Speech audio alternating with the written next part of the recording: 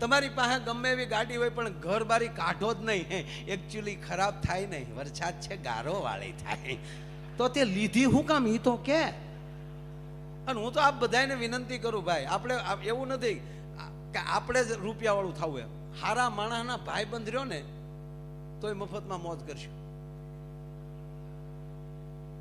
દાખલા તરીકે આપણે રોડે ઊભા હોય, આપણી પાસે ગાડી નથી, માયા આયર પાસે માની લો ગાડી નથી, હતી નહીં, હતી તો ભાડા કરતો હતો. સાહેબ આ મહેસાણા બાજુથી જીપું બહુ જૂન્યું લઈ ગયો, લે વેશ કરતો, અને વળી દલાલ આઈના બધા એવા સારા, અને આપણને એવું કે માયાભાઈ લઈ જા ગાડી, રોણી છે રોડની રોણી. હા અમે સાંભળેલું, હું પોતે અહીં બહુ આવ્યો, ફર્યુસન ટ્રેક્ટર બહુ લઈ જાત. હા, અને પાછું વળી કે પછી કેવી ગાડી ખબર, આબુ ચડી જાય પાણી એક પણ વાર નહીં નાખવાનું રેડિયેટરમાં. એટલે તે આપણે એમ થતો કે એટલે બદલે હવે તો ગાડી રહે ક્યાં સુધી પાણી નથી નાખવું પડતું. બોલો કેવો સમય આવી. વાત એટલી કરતો હતો કે મારી પાસે ગાડી નથી અને હું રોડ, મારે બહાર જવું છે, અમદાવાદ જવું છે, અને હું રોડે ઊભો છું.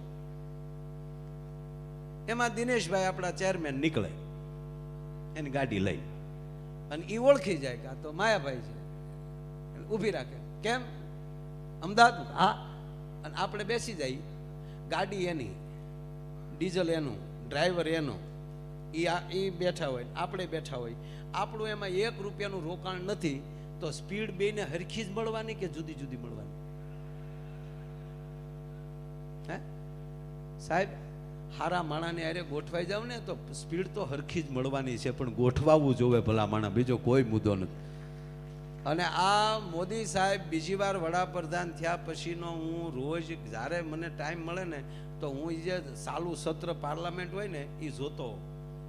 એટલા વર્ષોમાં આઝાદી મળ્યા પછી ભારતના પાર્લામેન્ટમાં જય શ્રી રામ આવા નારા બોલાતા હોય તો પહેલી વાર બોલાય છે સાહેબ. આનાથી તો બીજું તમારું શું હકીકત છે સાહેબ, તમે જોતા હશો.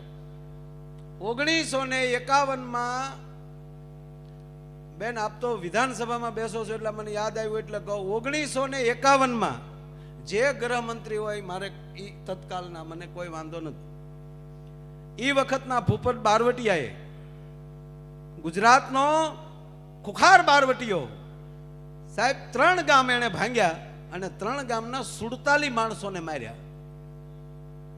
ભૂપત બારવટિયાને પકડવા માટે સાહેબ ગુજરાત સરકારે એલાન કરી નાખ્યું, અને જે અધિકારીઓને એને પકડવાનો હતો એ અધિકારીઓ ઉપર દબાણ લાવ્યા કે ભૂપતને નહીં પકડો ત્યાં સુધી તમને અડધો પગાર દેવામાં આવશે. હા ભણજો, હું કીધું, જ્યાં સુધી ભૂપતને તમે નહીં પકડો ત્યાં સુધી તમને અડધો પગાર દેવામાં આવશે. એ ભૂપતને ખબર પડી કે મારે હાટું આ અધિકારીઓને અડધો પગાર. એણે ગૃહમંત્રીને ધમકી આપી કે ફૂલ પગાર નહીં કરીને તો હું ન્યા આવી તે ફૂલ પગાર કરી નાખ્યો. બોલો હા, હું તમને ઈ તારીખનું સાપું છે મારી પાસે, બેન વાંચો જ કહેજો, કાલ મળજો. એટલે કહેવાનો મતલબ મારો કે જે પોતાની જે ખુમારીથી જીવવું ને સાહેબ એ અઘરું છે. અને આજ આડો પાડોના દેશ બધાય મોદી સાહેબ આમ જોઈને બેઠા છે. હું તો આડો પાડોના દેશના વડાપ્રધાનોને અથવા તો એના નાગરિકોને કહું છું કે તમે એક વાર રામાયણ અમારું વાંચી લો. આપણા જેટલા પાડોશી દેશ છે ને એને રામાયણ વાંચી લેવાય. હું કામ? આપણી આરે પહેલું વહેલું લંકા વાળાએ બગાડ્યું. બરાબર, લંકા આરે આપણે વાંધો પડ્યો અને રાવણે માં જાનકીનું અપહરણ કર્યું.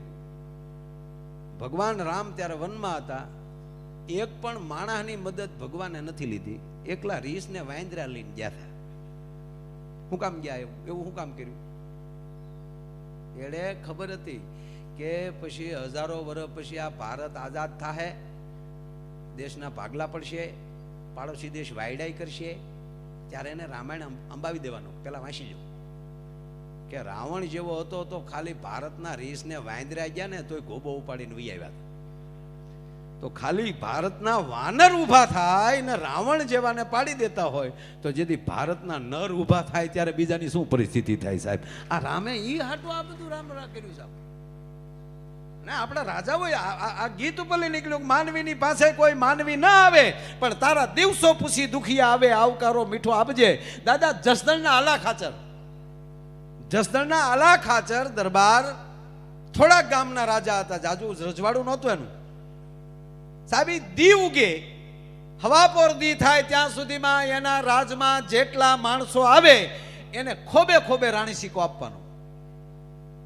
અને એક દી એના કામદારે અડધીક રાતને ટાણે દરબારની મુલાકાત લઈ છે. બાપુ થોડુંક અંગત કામ છે, બોલો ને કામદાર. કે બાપુ કામ તો ઈ છે કે હવે થોડીક દાતારી ઓછી કરી નાખો, 5 આપતા હોય એને 2 આપો. કેમ? કે બાપુ તિજોરી મળી જ ખાલી થવા, રાતના ખર્ચ પૂરા નથી પડતા. એવું? હા. અને બીજું બાપુ ઈ કહું, ઈ તો ગોળ હોય ને ત્યાં માખ્યો આવે, ઈ ગોળ હોય ત્યાં માખ્યો આવે. ઈ શબ્દ જ્યાં પૂરો થયો, એક દિવસ જવા દીધો ને બીજે દિવસે એમ કહેવાય કે અડધીક રાતને ટાણે ઈ જ સમયે કામદારને બોલાવ્યા. કામદાર હાજર થયા. બાપુ બોલાવવાનું કારણ કે તમે મને કાલે કઈક સલાહ દેતા હતા ને કે બાપુ હું તમને શું સલાહ આપું, હું તો આપનો નોકર છું પણ મારી ફરજ છે, મારે તમારું ધ્યાન દોરવું જોઈએ એટલે મેં આપને કીધું. ના તમે મને બીજું કાંઈક કીધું. બીજું એ કીધું બાપુ ગોળ હોય ને માખ્યો આવે. કે હા ગોળ હોય ને માખ્યો આવે એવું કીધું ને. કે હા. એટલે રાતે ગોળ મૂકીને જસદણના આલા ખાચર એટલું બોલ્યા કે લ્યો કામદાર આ રહ્યો ગોળ, માખ્યો લઈ આવી ગયો. ત્યારે કામદાર એટલું બોલ્યા કે બાપુ એ તો દી હોય તો માખ્યો આવે ને. ગાંડા હું એ જ કહું છું કે મારે આંગણે દી છે એટલે દુખી આવે છે ને, બાકી આંડલા કુસ્તી કરતા હોય તો કોણ આવે ભલા માણસ? હે એમ માનવીની પાસે બાલ મંદિરમાં કે સ્કૂલમાં ભણવા ગયો હોય, આરે નાનું એવું નાસ્તાનું બોક્સ લેતો ગયો હોય અને ઈ બોક્સ એમાંલી નાસ્તો એના મિત્રને આપે અને ઈ એની મમ્મી જોઈ જાય અને કાન વિશાળ 2 નાખે કે કોકને આપે છો, ઈ મોટો થઈને કોઈ દી દાતાર ન થઈ શકે સાહેબ. એને આ ઉંમરે ટેવ પાડે દેતા. હમણાં જ મારે અમારા વિસ્તારમાં રાજસ્થાનના 2 પતિ પત્ની જૈન લોકો મને કે માયાભાઈ હું કોઈ વસ્તુમાં મને મળ્યા અને ગ્રામ્ય મારે સ્કૂલ છે એટલે એ બાજુ આવ્યા. 15,000 બાળકોને આ વર્ષે એને કપડા આપ્યા.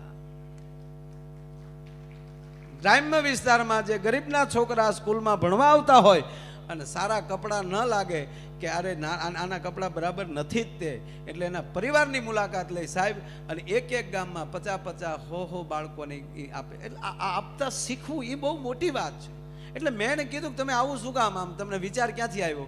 એટલે મને એણે એવું કીધું, મને કે એ તો હિન્દી બોલતા હતા, રાજસ્થાનના હતા. મને કે મેં એ નક્કી કર્યું કે કોકને દીધું એ આપણું, કોઈને દીધું એ આપણું અને આપણી પાસે રાખ્યું એ ફેલ. આવ્યું નથી દીધું નથી. અને વાતે હાસીને